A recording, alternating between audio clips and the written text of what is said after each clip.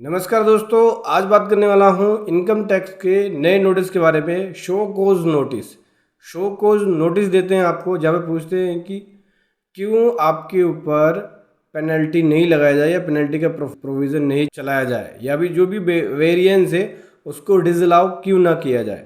तो शो कोज नोटिस दिया है कि क्यों वेरिएंस को, जो वेरिएंस बना है वो एडिशन जो बना है उसको क्यों ना किया जाए। इससे पहले दो नोटिस इनके आ चुके हैं, सेक्शन 143 सब सेक्शन 2 के अंदर और सेक्शन 142 सब सेक्शन 1 के अंदर। ठीक है, ये नोटिस लगभग सभी को मिल रहा है जिन लोगों ने एक्सेस डिडक्शन क्लेम कर रखा है, एक्सेस एग्जेम्पशन क्लेम कर रखा है और एक्सेस रिफंड क्लेम कर रखा है। ऐसे में उनको दो नोटिस आने के बाद तीसरा नोटिस आएगा जो कि शो कोज नोटिस होगा, जहाँ पे आपके ऊपर पेनल्टी और इंटरेस्ट लगाने का प्रोविज़न होगा।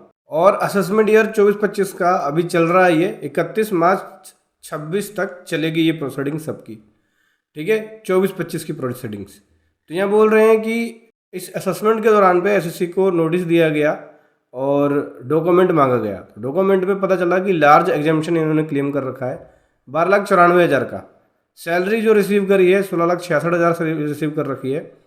देख सकते हैं यहाँ दिखा रहे हैं कि 12,94,860 का आपने एग्जाम्पशन अपनी आईटीआर के अंदर क्लेम किया है। ठीक है, तो यहाँ पे बोल रहे हैं कि तो एसएससी ने हुआ क्या है, एसएससी ने अपनी आईटीआर जो फाइल करी है वो गलत कर दी है। गलत क्या, एक्सेस एग्जाम्पशन क्लेम कर लिए, एक्सेस डिडक्शंस क्लेम कर लिए। हालांकि ये बता रहे हैं कि जिस पुराने अकाउंटेंट से जो फाइल कराया था उन्होंने अपना डिडक्शन दिखा दिया था एक्सेस, जिसकी वजह से उनका रिफंड ज़्यादा बना है। तो यहाँ बोल रहे हैं कि आपने अपनी सैलरी ये दिखाई, इसमें स्टैंडर्ड डिडक्शन ये मिलेगा, बाकी interest dividend income, interest income ये सब ऐड करके टोटल इनकम ये बनेगी। ठीक है, राउंड ऑफ में ये बनेगी। बाकी जो 12,94,860 का जो डिडक्शंस क्लेम किया गया या एग्जाम्पशन क्लेम किया गया सेक्शन 10 के अंदर, वो डिजला होगा। साथ ही साथ इन्होंने ये भी हाईलाइट किया, जो आप आईटीआर फाइल कर रहे हो और न्यू टैक्स रिजीम में कर रहे हो, और न्यू टैक्स रिजीम के अंदर क्या होता है, कोई भी एग्जाम्पशन नहीं मिलता, जैसे एचआरए, अदर अलाउंस या कोई भी अलाउंस आप न्यू टैक्स रिजीम में क्लेम नहीं कर सकते। एचआरए हो गया, एलटीए हो गया, कोई भी अदर अलाउंस, ना ही कोई डिडक्शन क्लेम कर सकते हो एटीसी से लेके एटीडी तक का। ठीक है, तो बोल रहे हैं कि जो आपने एग्जाम्पशन क्लेम किया है 12,94,000 ये डिजला हो जाएगा, क्योंकि न्यू टैक्स रिजीम में ये अलाउ नहीं है। आईटीआर न्यू टैक्स रिजीम में गई है तो ये पूरा का पूरा अमाउंट डिजलाउ हो रहा है, जिसकी वजह से बोल रहे हैं कि ये अमाउंट आपका डिजला होगा। और साथ ही साथ आपके ऊपर प्रोसीडिंग चलेगी सेक्शन 270A की। पेनल्टी प्रोसीडिंग होती है अंडर रिपोर्टिंग ऑफ इनकम के केस में या मिस रिपोर्टिंग ऑफ इनकम के केस में। तो बोल रहे हैं कि आपके ऊपर क्यों ना ये पेनल्टी का प्रोविजन चलाया जाए, क्यों ये वेरिएंस ऐड नहीं किया जाए, क्यों नहीं आपका ये एडिशन किया जाए, क्यों आपका ये जो एग्जाम्पशन है वो डिसअलाउ ना किया जाए, उसका आप रिप्लाई दो। तो देखो ऐसे केसेस में क्या होगा, अगर आपने इस तरह के केसेस में न्यू टैक्स रिजीम में आईटीआर फाइल कर दी और एग्जाम्पशन या डिडक्शंस क्लेम कर लिया है, तो ऐसे केस में कुछ भी नहीं हो सकता, क्योंकि ऐसे केस में आप न्यू टैक्स रिजीम में जा रहे हो और न्यू टैक्स रिजीम के अंदर कोई भी एग्जाम्पशन या डिडक्शंस डिसअलाउ है। हालांकि आप वहाँ पे अपना ग्राउंड लिख सकते हो कि भाई मेरे अकाउंटेंट ने गलती कर दी, या मुझसे बाई मिस्टेक हो गया, मेरी नॉलेज में नहीं था, या कुछ टेक्निकल ग्लिच, लेकिन जो रूल है वो रूल के अकॉर्डिंग ही ऑफिसर चलेंगे। और अगर आपने कोई अंडर रिपोर्टिंग कर रखी है, मिस रिपोर्टिंग कर रखी है, तो आपका एडिशन होगा। तो आपको एक यहाँ पे एक प्रॉपर रिप्लाई देने की ज़रूरत है। अगर आपका कोई जेन्युइन डिडक्शंस या एग्जाम्पशन है तो प्रॉपर एक रिप्लाई दीजिए, रिप्लाई बनाइए प्रॉपर, जहाँ पे आप legal facts, ground, case law, ये भी सारी चीज़ें लिख सकते हैं। आपकी रिप्लाई के ऊपर भी डिपेंड करेगा।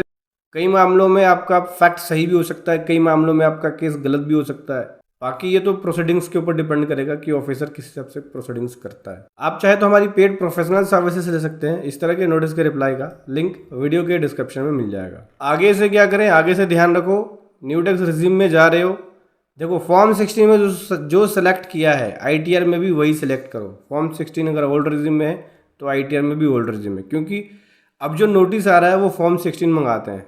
पता लगता है कि आप फिर फॉर्म 16 में तो ओल्ड रिजीम में हो, लेकिन आईटीआर में न्यू में चले गए, तो मिसमैच हो जाएगा। क्योंकि फॉर्म 16 में आपको मिल रहा है 75,000 का डिडक्शन, और आईटीआर में ओल्ड रिजीम में जाने पे 50,000 का डिडक्शन। 16 में कैलकुलेट हो रहा है न्यू टैक्स के हिसाब से टीडीएस, और आईटीआर में जा रहा हो तो ओल्ड टैक्स के हिसाब से टीडीएस कैलकुलेट होगा या टैक्स कैलकुलेट होगा। तो फॉर्म 16 में जो दिया है ना आपने, उसी के हिसाब से रखो, मिसमैच हो जाएगा अगर आपने फॉर्म 16 में कुछ और दिया और आईटीआर में कुछ और में चले गए।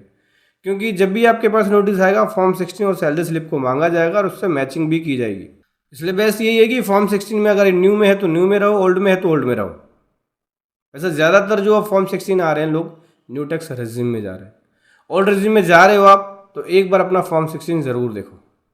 और इस तरह से अगर कोई नोटिस आए तो उससे आप पहले ही प्लानिंग कर सकते हो कि भाई मैं जो एग्जामेशन दिखा रहा हूँ, डिडक्शंस दिखा रहा हूँ, मेरे पास सपोर्टिंग डॉक्यूमेंट्स है या नहीं है। मैं आईटीआर में न्यू में जा रहा हूँ, फॉर्म 16 में क्या है, न्यू में जा रहा हूँ तो एग्जामेशन नहीं ले सकता, डिडक्शंस नहीं ले सकता, ठीक है। अदरवाइज आपके ऊपर भी हैवी एडिशंस और पेनल्टीज लग सकती है। वीडियो कैसी लगी ज़रूर बताएं। Thank you so much. जय हिंद, वंदे मातरम।